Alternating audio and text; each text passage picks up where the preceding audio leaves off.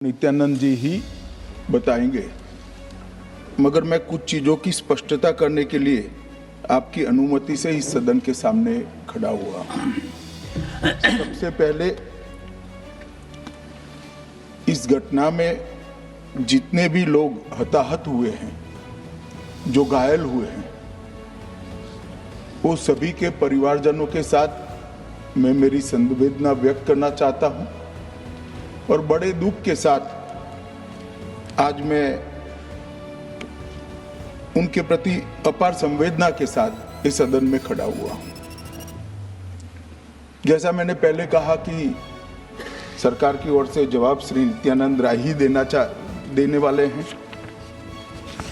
जब यहां पर 1 घंटे की चर्चा आपने अनुमोदित की, तब मुझे था कि आज का दिन शायद राजनीति से परे रहेगा, इस पर राजनीतिक टीका टिप्पणियां नहीं होगी।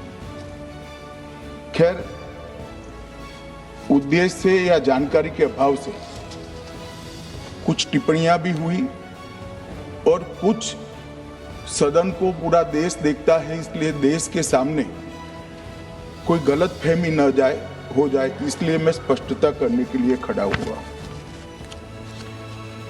दोषारोपण हुआ या जानकारी के अभाव में मुझे मालूम नहीं है, मगर मुझे स्पष्टता करनी है माननीय महोदय, आपके माध्यम से सदन से और सदन के माध्यम से पूरे देश को। Early warning early warning early warning early warning बोलते ही गए। अंग्रेजी में जितने भी गंभीर प्रकार के शब्द है अपने भाषण में डालकर इसको बताया गया। मैं सदन के सामने स्पष्टता करना चाहता हूं, 23 जुलाई को केरल सरकार को अर्ली वार्निंग भारत सरकार की ओर से दी गई थी। 23 जुलाई, 7 दिन पहले, फिर 24 को गई, फिर 25 को गई, 26 तारीख को मान्यवर ये कहा गया कि 20 सेंटीमीटर से ज्यादा वर्षा होगी, भारी वर्षा होगी, लैंडस्लाइड होने की संभावना है, मड भी रस होकर आ सकता है और लोग इसके अंदर दबकर मर भी सकते हैं। मैं कुछ कहना नहीं चाहता था मान्यवर, मगर भारत सरकार की अर्ली वार्निंग सिस्टम पर सवाल किए गए, इसलिए मैं कहता हूं प्लीज लिसन अस, मत चिल्लाइए, प्लीज रीड इट। जो वार्निंग भेजा है उसको पढ़िए जरा। और इस देश में कई राज्य सरकारें ऐसी हैं जिन्होंने इस प्रकार की वार्निंग का उपयोग कर जीरो कैजुअलिटी डिजास्टर मैनेजमेंट किया। मैं ओडिशा राज्य सरकार के लिए भी, उस वक्त हमारी नहीं थी, नवीन बाबू की थी, हमने 7 दिन पहले साइक्लोन का अलर्ट भेजा, सिर्फ 1 व्यक्ति मारा गया, वो भी गलती से मारा गया। गुजरात सरकार को हमने साइक्लोन का अलर्ट 3 दिन पहले भेजा, 1 पशु भी नहीं मरा सर। मगर मैं बड़ी विनम्रता के साथ कहना चाहता हूं कि आप जो घिसे पिटे शब्द यहां लेकर आए हैं और डिमांड ही करते जा रहे हैं, अर्ली वार्निंग सिस्टम है। भारत सरकार ने 14 के बाद अर्ली वार्निंग सिस्टम के लिए 2000 करोड़ रुपया खर्च किया है और इसको साझा किया जाता है मान्यवर। 7 दिन पहले हर राज्य को सूचना भेजी जाती है और वो सूचना साइट पर सबके लिए भी उपलब्ध है, माननीय सांसदों के लिए भी उपलब्ध है। मगर कुछ लोगों को है कि यहाँ की साइटें खोलते ही नहीं है, विदेश की ही खोलते हैं। तो अब विदेश में तो इसकी अर्ली वार्निंग सिस्टम आएगी नहीं, हमारी साइट देखनी पड़ेगी मान्यवर। वर्षा, 1 मिनट आप सुनो भाई, मैंने ध्यान से आपको सुना है, सुनिए जरा। No don't brother, please. इस तरह से नहीं चलेगा, ये सदन है। I will not allow. The facts and figures and Varsha, 1 minute आप सुनो भाई, मैंने ध्यान से आपको सुना है, सुनिए जरा। No don't brother, please. इस तरह से नहीं चलेगा, ये सदन है। I will not allow. The facts and figures and details are being imparted. Please. मान्यवर, Honorable Minister. मैं तो उस उद्देश्य से ही कहता हूं इसको सुनकर सभी राज्य अलर्ट हो, अर्ली में अलर्ट हो जाए।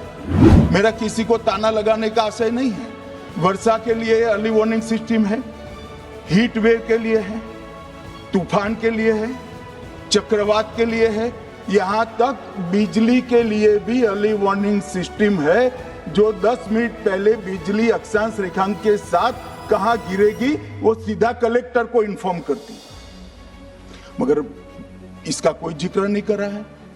मैं तो मानता हूं जानकारी का अभाव होगा, जानकारी का अभाव है तो भी ठीक नहीं है, और राजनीति है मान्यवर तो बहुत दुखद है। मान्यवर, कई सारे राज्यों ने इसका उपयोग भी किया है और परिणाम भी आए, और इस अर्ली वार्निंग सिस्टम के तहत मैं आज सदन को बताना चाहता हूं, 23 तारीख को ही मेरे ही अनुमोदन से 9 एनडीआरएफ की टीमें केरल के लिए रवाना हो गई थी कि वहां लैंडस्लाइड आ सकता है। भारत सरकार ने 9 एनडीआरएफ की टीमें विमान से वहां भेजी। मैं पूछ सकता हूं मान्यवर, इतना मुझे पूछते हैं सारे लोग, केरल सरकार ने क्या किया? अनधिकृत रहे थे, नहीं रहे थे, मगर वल्नरेबल सिचुएशन तो थी। इनको शिफ्ट किया गया क्या? क्यों नहीं किया गया? कौन रोकता था? और शिफ्ट किया तो मरे कैसे? शिफ्ट पहले नहीं किया गया है, बाद में किया गया है। जितना बोलोगे उतना नुकसान होगा। मैं बोलना नहीं चाहता, परंतु जब आप आरोपात्मक तरीके से बात करते, मैं शांति से यहाँ बैठकर सुनने ही आया। मान्यवर, मैं आज आपके माध्यम से कहना चाहता हूं कि early warning system Narendra Modi ji 2014 में प्रधानमंत्री बने, 2016 से ये प्रोजेक्ट चालू हुआ और 23 तक दुनिया की सबसे आधुनिक अर्ली वार्निंग सिस्टम कहीं पर है तो भारत में। और इसका 7 दिन पहले इसका अनुमान देने वाले 4 ही देश है, उसमें से एक भारत है। मगर उसको पढ़ना पड़ता है, डिमांड करने से कुछ नहीं होता।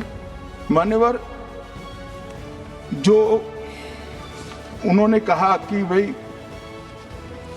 डिजास्टर के पैसे रिलीज करने का राज्य के साथ पास अधिकार नहीं है, वो गलत है। मान्यवर, मैं इसकी भी स्पष्टता करना चाहता हूं क्योंकि सदन का रिकॉर्ड साफ रहना चाहिए। एसडीआरएफ में 10% राशि कोई भी राज्य अपने हिसाब से, अपनी गाइडलाइन से इश्यू कर सकता है, और 100% राशि भारत सरकार की जो गाइडलाइन इश्यू हुई है, गाइडलाइन इश्यू के किसी भी परमिशन की भारत सरकार की जरूरत नहीं है, गाइडलाइन को सिर्फ फॉलो करना है। मगर जो ये डिजास्टर के पैसे हैं और कोई हेड के अंदर तो खर्च नहीं हो सकते, हमें इतना तो चेक एंड बैलेंस रखना पड़ेगा। तो फिर भी 10% खर्च तो डिजास्टर के नाम से कुछ भी आप करें कोई नहीं पूछता है। 90% खर्च आप गाइडलाइन के हिसाब से डिजास्टर के लिए भारत सरकार की कोई परमिशन लेने की जरूरत नहीं।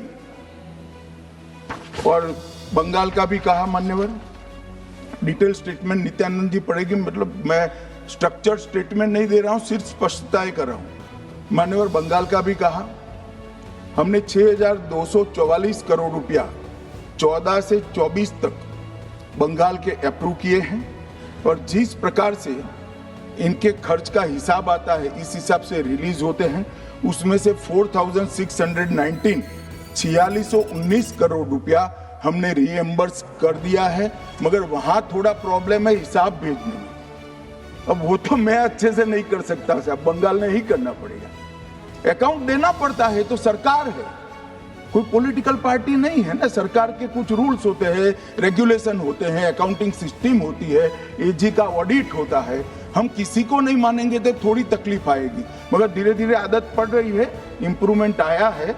इसीलिए 6244 में से 4619 करोड़ रुपया इनका रिलीज हो चुका है।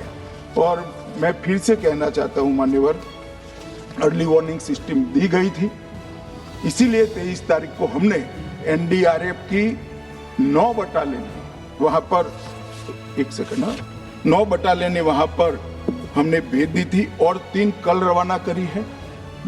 एनडीआरएफ की बटालियन उतरने से भी अलर्ट अगर हो जाते तो काफी कुछ बच जाता, मगर मैं किसी पे दोषारोपण नहीं करना चाहता हूं। ये समय है केरल की सरकार के साथ खड़ा रहने का, केरल की जनता के साथ खड़ा रहने का, और जो लोगों की हानि हुई है उनके साथ खड़ा रहने का।